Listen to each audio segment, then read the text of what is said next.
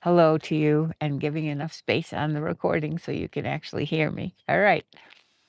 So, of the more than 8,000 people that I've worked with over 45 years, no one was creating their self defeating pattern on purpose. Not one single one. So, what if the specific thing that's keeping your business from going to the next levels feels so normal to you that you don't even know you're doing it? You can't even feel what it is. You may or may not be able to recognize it if somebody tells you, most likely not. So you don't really know what the self defeating pattern is that's keeping your business at a revenue plateau. Now, I'm specifically speaking to women who have made 250K and above, often well above. So it's not that you're not putting in the work. I want this to be really clear. It's not that you haven't sought out really good business advice. All right. We're talking about people, women in particular, although this goes for both women and men, who implement, who work, who think, and yet that revenue plateau doesn't dissolve. So, in my experience, there is something going on. There's a pattern going on that is not recognized by you. And even if your sister or your best friend tells you it's really, really, really hard to take it in, and yet it's been going it and not just and yet it's been going on for a long, long time. And that is why it makes it so difficult to actually even notice or know or see the pattern, which of course you can't do anything to fix it unless you actually know what it is.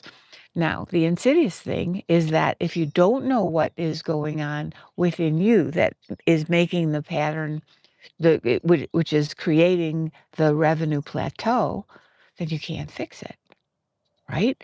If you don't know what the problem is and you just throw spaghetti at the wall, one strand at a time, you're not fixing the problem. You can't address the problem, and you are a fixer, right? You're someone who absolutely attacks a problem. When there's a problem, you fix it. When you know what it is, you fix it. So this is sorry. So this is particularly aggravating, right? Because you're someone who solves excuse me, you're someone who solves problems already. So and you can't solve it if you don't know what it is. So this is what happens with so many people that I worked with over more than 45 years.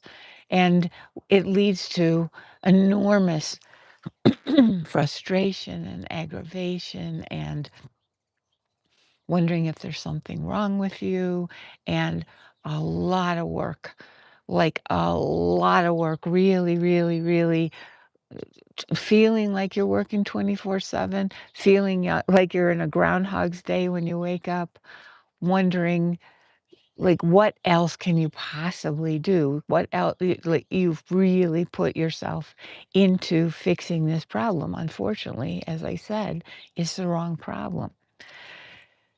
Now, these patterns are normal. It's just that when you have sorry, when you have your own business, you're an entrepreneur, the patterns like this come up really strongly, wonderfully in a way to be dealt with finally. They might not have come up in corporate if that was where you were before you were an entrepreneur, or they might not have come up at all until you had your own business. Now you open your own business and there's all this drive and there's all this thought and there's all this willingness, of course. And it doesn't, if you're successful now, then it probably didn't come up much in the beginning, or it came up, but it was okay. So, for example, you were willing to work 24/7 because you figured that's what it's going to take to get this my baby off the ground, and I'm going to do it, and I'm happy to do it. Not forever, but I'm happy to do it. And so But now you're at a place where you're not so happy to do it, and it doesn't make sense either, which is even more important. It doesn't really make sense that this is how you have to be to run your business. So what happens when the patterns get addressed and get resolved and dissolved, not from mindset work, not from faking it till you make it, but from when they actually get resolved and dissolve, then you're operating from a different part of yourself. And then you also can point your s- considerable solution seeking and solution finding abilities, you can address them where they belong. And so, for example, you know what it's like when you know there's the next thing to do in your business and it's a lot. It's a lot. And maybe you didn't want to do that particular thing. I'm not talking about doing somebody else's job. I'm talking about doing something that you need to be doing. And maybe you've even avoided it successfully for a long time, but you know this is the next step. And there's a part of you that just doesn't want to, right?